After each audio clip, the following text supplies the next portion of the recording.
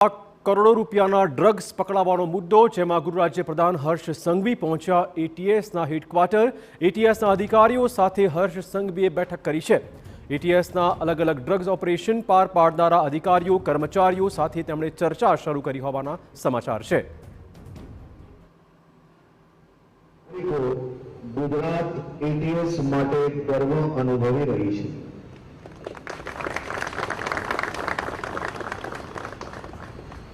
Police સામાન્ય રીતે police એટલે લોકોના મનમાં શું હોય કે પોલીસ એટલે લો એન્ડ ઓર્ડર, બંદોબસ્ત, ટ્રાફિક વ્યવસ્થાઓ।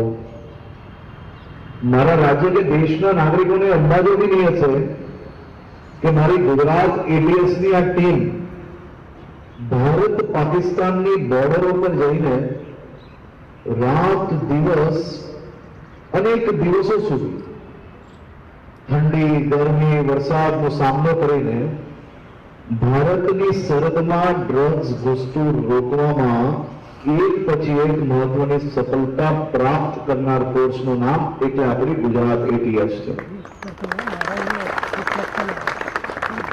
હું છેલ્લા 2 વર્ષથી જોઉં છું કે ગુજરાત એટીએસના અનેક ઓફિસરો દ્વારા ક્યાંક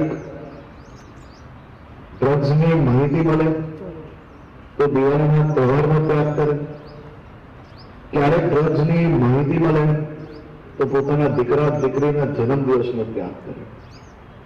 એક પછી એક તમે અનેક તહેવારોના ત્યાગ કરીને એક પછી એક મહત્વના ઓપરેશનને સફળતાપૂર્વક પાર પાડ્યા છે। અનેક કેસો એવા હતા કે આપણી ગુજરાત એટીએસની ટીમના અધિકારીઓ ક્યાંક શાકભાજી વાળા બન્યા, ક્યાંક દૂધ વાળા બન્યા અને ફૂટપાથ પર બેસીને અનેક દિવસો રાહ જોઈને ડ્રગ્સની ડિલિવરી કરતા પકડવામાં બી આપણે ખૂબ મોટી સફળતા મળી। આ વખતે ગુજરાત એટીએસની ટીમને જે માહિતી મળીને માહિતી ઉપર જે પ્રકારે કામગીરી કરવામાં આવી, આપણા માટે ગર્વની વાત છે કે આપણી પાસે પોલીસ પરિવારમાં એક એક ઓફિસર જે પોતાનું યોગદાન આ રાજ્યની સુરક્ષા માટે કયા પ્રકારે આપે છે। જયંત પટેલને મેં આજે અભિનંદન આપ્યા છે।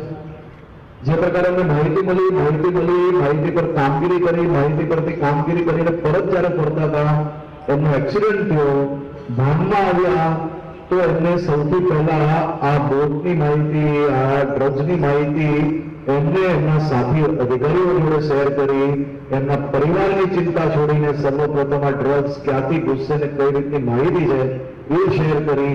આવા અનેક આપણા ઓફિસરો, બધા જ પીઆઈ અને બધા જ ઓફિસરો જે ઓપરેશન માટે ગયેલા હતા તે લોકો અનેક દિવસ રાત દિવસ દરિયાની અંદર રહીને આ ડ્રગ્સ ભારતમાં ઘૂસતું અટકાવવું અને અટકાવવું આ કોઈ નાની સૂની વાત નથી। એની સાથે સાથે 6 પાકિસ્તાનીઓને પકડીને લાવવા અને 6 પાકિસ્તાનીઓ જોડે હવે આપણે 65 થી વધારે પાકિસ્તાન, ઈરાન અને બીજા દેશના નાગરિકો જે ભારત દેશની અંદર ડ્રગ્સ ઘુસાડવાનો પ્રયત્ન કરતા હોય એવા 2 વર્ષમાં 65 થી વધારે ઇન્ટરનેશનલ ડ્રગ્સ માફિયાઓને પકડવું એ બી એક ખૂબ મોટી સફળતા છે। તે બદલ હું આજે રાજ્ય સરકાર વતી આપ સૌ લોકોને ફરી એકવાર ખૂબ ખૂબ અભિનંદન આપું છું। આપ સૌ લોકોએ માત્ર ભારત પાકિસ્તાનની सीमा पर ડ્રગ્સ રોકવાનું કામ નથી કર્યું। અનેક લોકો તમારી ઉપર પ્રશ્ન ઉભા કરશે, કારણ કે પ્રશ્ન એની પર જ ઉભા થાય જે સફળ થતું હોય।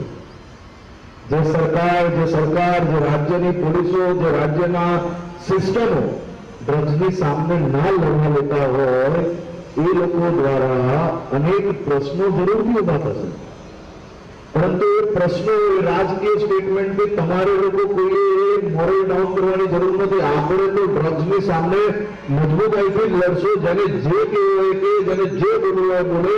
ગુજરાત પોલીસ અને ગુજરાત એટીએસ એક પછી એક આવા ઓપરેશન કરશે અને જ્યારે જ્યારે માહિતી મળશે ત્યારે આપણે ડ્રગ્સને રોકવામાં સફળતા પ્રાપ્ત કરશું। અને મને વિશ્વાસ છે કે તમારા જેવી મજબૂત ટીમ જે રાજ્ય પાસે હોય ને એ જરૂરથી ડ્રગ્સ પકડી શકે.